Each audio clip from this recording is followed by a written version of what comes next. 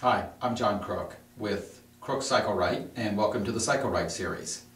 Series is devoted to cycling position and technique and applies to all types of riding, be it road, mountain, triathlons, or time trials. Talks about the body position and cycling technique, pedaling technique that applies across the board to every rider in every one of those disciplines. So whether you are a very new member to the cycling, or whether you're an experienced cyclist, long distance rider, or maybe even a racer, these thoughts and theories on fundamentals of cycling apply to everyone.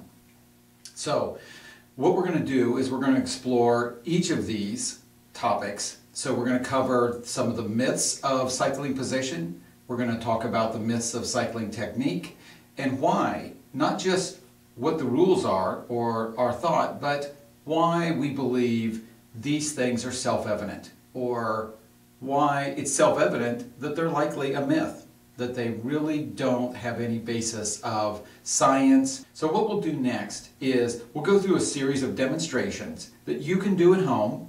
They're things that you do in your everyday life, and you can feel what we're talking about as we discuss the theory of cycling position and pedaling technique.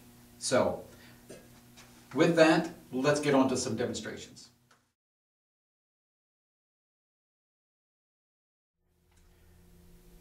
The first real-world example we have to show you is how you pump up your tires on a bike and how that imitates the physics and the mechanics of riding your bike. It's really pretty interesting. I was pumping up my tires one day and I realized that I was doing exactly, while I was pumping up my bike, what I was telling people to do while they were cycling. So let me show you. So the first thing you do is you address the pump, you place your weight, your center of gravity, over the pump, and you begin to balance yourself as you apply the pressure into a position where your center of gravity, your weight, is directly over this pump shaft.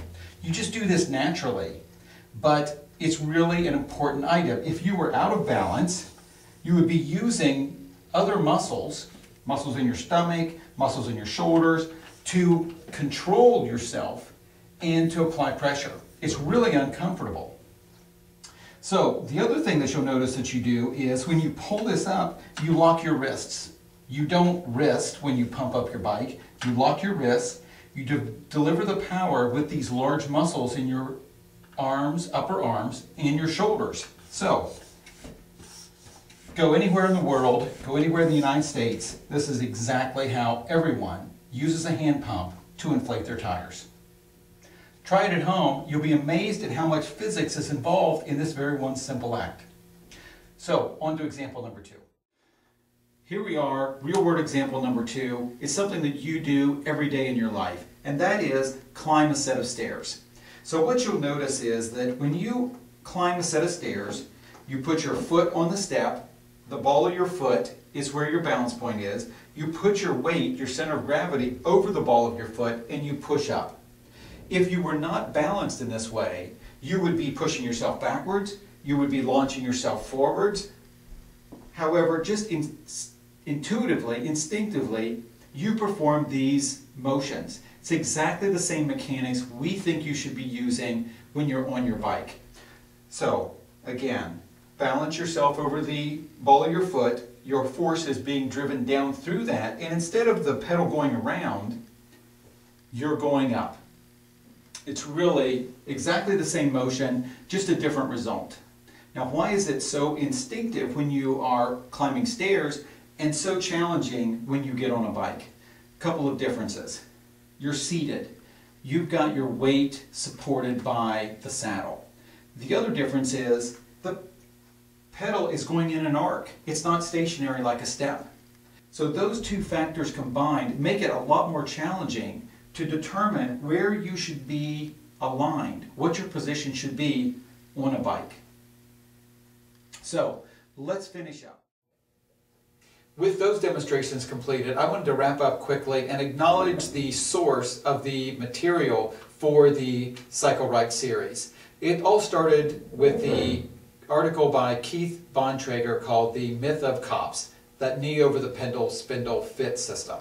Second, the Sirota Institute of Cycling has many articles on the scientific studies around cycling position and pedal technique theory.